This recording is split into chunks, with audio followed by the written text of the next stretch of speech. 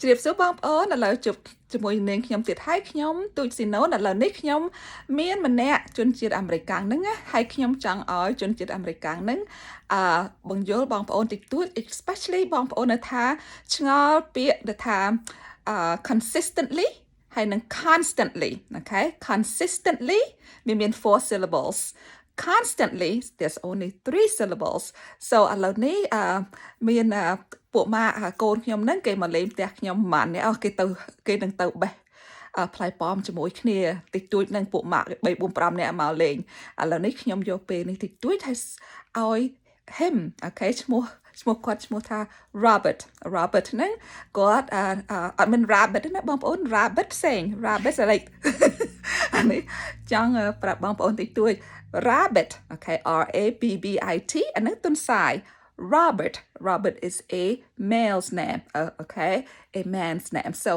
Robert today, which we call him just Rob for shortcut, just like Samantha. Instead of Samantha, we said Sam. So I am going to ask him some questions regarding those two words, consistently and constantly, so that he can explain to you what it means, okay? So I'm going to turn the camera to him in 1 second. So I just want all of those who want to learn English so that you can hear how he speaks. The native born American, he's American, and so that you can hear his pronunciations. It's not accent, I just want to let you know, everyone, all of us, we do have accent. We speak differently, so you need to embrace your accents because it's good to have an accent. I still have an accent too. So here we go. I'm gonna let him explain to you what the word consistently and constantly mean. Hello, Rob. Okay, could you explain to the viewers or the followers or the students who are learning English the differences between those two words, consistently and constantly? What does it mean? So consistently and constantly are two very similar words. They're words that mean that something is reoccurring over and over again. So consistently, I think of more of like you're trying to achieve a goal. So I study consistently to achieve good grades. So you're trying to achieve a goal or achieve some type of purpose. Or I work out consistently to get into better health. So that's something you're building towards something. While constantly could be seen more as a negative, like my dog constantly barks. It's something you can't really predict. It's something like there's a constant, drain problem in my house. Like I don't know how to solve it, or my roof constantly leaks. It's sporadic. It's not something that you can really predict or build towards.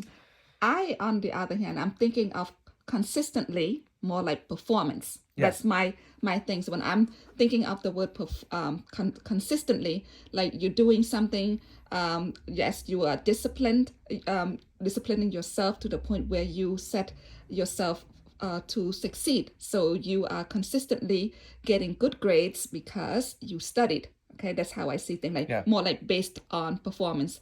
Okay, and constantly I'm thinking of like the frequency, like the occurrence of something. That's for me. Yeah. So what else can you add? I mean, when you are listening to the words, what are the things that English language speakers or learners, not speakers, but those who are trying to learn the language, what do they need to keep in mind with those two words? I would say that like when you're thinking of consistently, as you said, performance or there's some type of goal to achieve. So if my dog consistently barks, I'm like, oh, is it a routine that the dog is barking towards? Well, constantly, it's more of like a habit that isn't necessarily controlled, so to say. So I'm a performing musician. I play clarinet. I consistently practice because then I have to perform concerts live.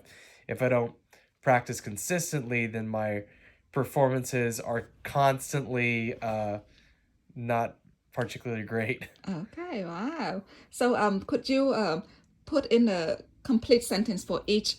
I heard you saying in sentences, but if you were to put the words, for example, consistently in a sentence, could you put it in a nice way so that people who are learning English and speak slowly, I mean, a little bit slower, so that they could hear your pronunciations and stuff like that? Go ahead. So for example, I said earlier, I study consistently to achieve good grades in school. Okay, you studied consistently to achieve good grade in school. Okay. My dog barks constantly at any noise outside. Okay. See, you're right there, Bomb On. You just heard him using those two words consistently, like he's talking about him studying in order for him to get good grades.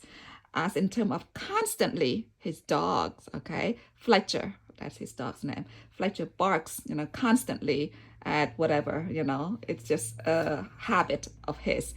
Now, Robert, if you don't mind, can you introduce yourself to my viewer a little bit? Because I just want people to know, like នេះបងប្អូនខ្ញុំចង់ឲ្យគាត់ណែនាំខ្លួនគាត់បន្តិចតួចគាត់ជាអ្នកណាគេអញ្ចឹងបានខ្ញុំ in terms of professionals, meaning what do you do for a living? Like I know you mentioned about teaching clarinet, but like. So my name is Robert. I work for the United States Coast Guard, which is a military branch, but I play clarinet in the Coast Guard band. So I'm a performing musician. I work for the military, but I'm not necessarily in the military, say fighting a war. I'm in the Coast Guard, which is a life-saving service that saves people from drowning. Okay, and how long have you been teaching clarinet? And if you could explain the word clarinet, because some people may not know what clarinet is if they have never heard or whatever, know what it is. What is a clarinet? A clarinet is a woodwind instrument similar to flute, oboe, saxophone that has a reed on it, and the reed will vibrate with air and produce sounds. There's many other instruments in the world that are similar to clarinet, and there's actually different regions of the world have different instruments that could be a reed instrument that could, be related to clarinet. Okay. So I've been teaching for about 8 years. I taught high school for 2 years. 8 years, wow. DC.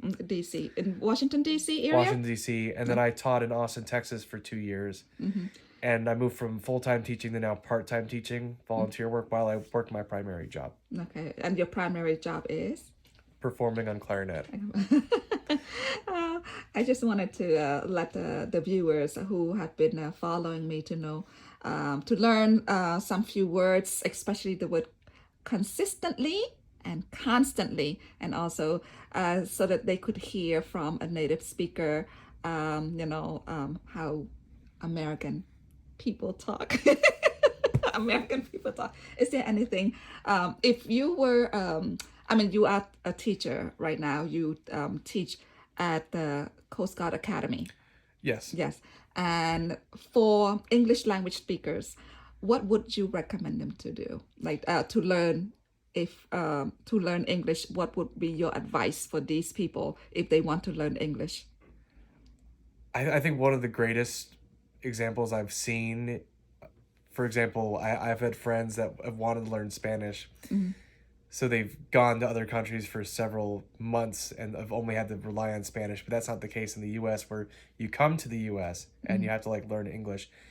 I'd say probably one of the best things to do is find children that are constantly speaking two languages at once, that are speaking English and a native language like Spanish. In my case, I grew up in Miami.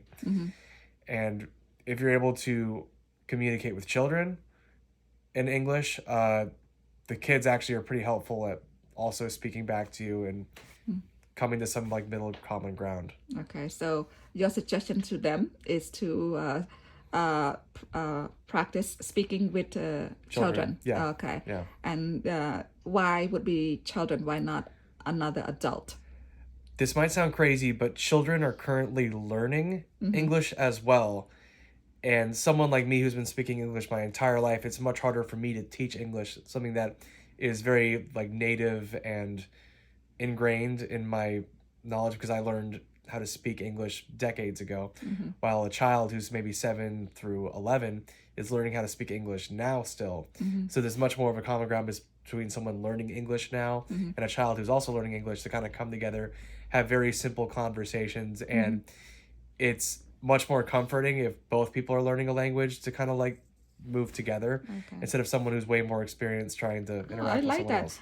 To be honest with you, I did give people some advices or strategies how they can improve their language learning, meaning learning the English language. But I didn't even think about practicing with children. I Yeah. was thinking of practicing with another, I don't want to say adult, find Yeah. people who speak English, but I never Yeah. even thought of that's a great suggestion. Now, do you have any other advices for my wonderful viewers who want to learn English or practice or improve their English?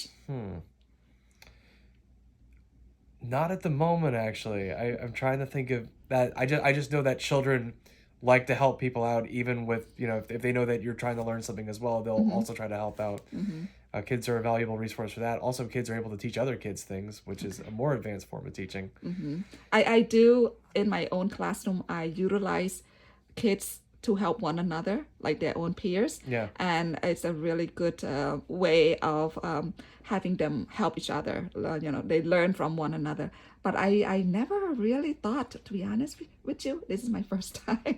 I suggested to my viewers to read books and to, when they watch, what you call Captions. it? Yeah, captions and all of that, watch TV, the news, and also read and just go and immerse themselves in the culture and the language. But I didn't even think about having them practice with the kids. Yeah. That's a great advice. Any other one? That's all for now. Okay. Well then, thank you so much, Robert. And what would be your last thing to say to my viewer? Enjoy the festive fall season. Okay, fall season. What's the fall season? The leaves are changing, the weather's getting colder, and there's apple cider to drink. Apple cider, great. And you are going to go to apple picking this morning with how many people are you going? 7 or 8. Oh, that's a lot. Okay, have fun. Thank you. Thank you so much, Rob. អូខេបងប្អូនអរគុណច្រើនហើយនេះខ្ញុំសង្ឃឹមថាបងប្អូនបានឮអ្នកនិយាយភាសាអង់គ្លេសដើម្បីបងប្អូនបានដឹងហើយនឹងបានយល់ទៅថាពាក្យ consistently ហើយនឹង constantly ប្រើរបៀបម៉េចហើយ sentences វាឬមួយ the meaning of the words how you can use them in sentences អូខេហើយម្យ៉ាងទៀតខ្ញុំចង់ឲ្យអ្នកទៅថានិយាយភាសាអង់គ្លេសហ្នឹងនិយាយមកដើម្បីបងប្អូនឮហើយនឹងបងប្អូន practice ភាសាអង់គ្លេសហ្នឹងបងប្អូនបើសិនបងប្អូនអាចយល់ទៅថាពេលហ៊ីនិយាយមិញហ្នឹងទាំងអស់ហ្នឹងងាប់ល្អមែនតើបើអត់ទេ okay you can learn some more អរគុណបងប្អូនសូមជម្រាបលាបាយបាយបងប្អូន